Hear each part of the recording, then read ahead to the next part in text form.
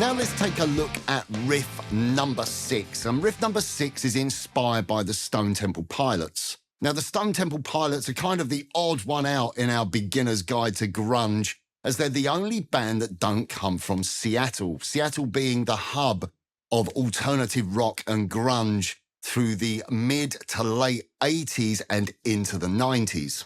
Our riff is very much based on the main riff to Plush, and is based around a series of triad chords with moving and interlinking chord tones.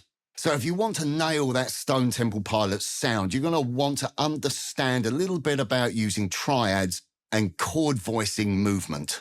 So this main riff is very much inspired by Plush and is based around a series of triads played on the top 3 strings. We're going to start off playing the open G and B whilst holding the 3rd fret of the top E, and we're going to play 2 down strums. Then we're going to play a single strum on our next triad, and for this triad we're going to be playing the 1st fret of the B whilst retaining the top E at the 3rd fret. We're going to be holding that 3rd fret top E with our 3rd finger throughout all of these triads, and we're going to play a single strum.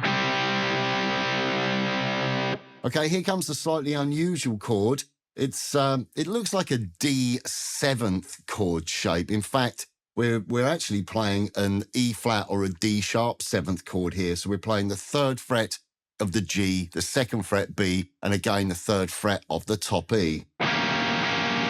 Okay, and then we're going to drop our fingers down to play this slightly unusual chord shape. We're playing the 2nd fret of the G string, the 1st fret of the B, and the 3rd fret of the top E. So that's like a D7th chord with a sus4. Now let's play through our Stone Temple Pilots inspired riff with the click.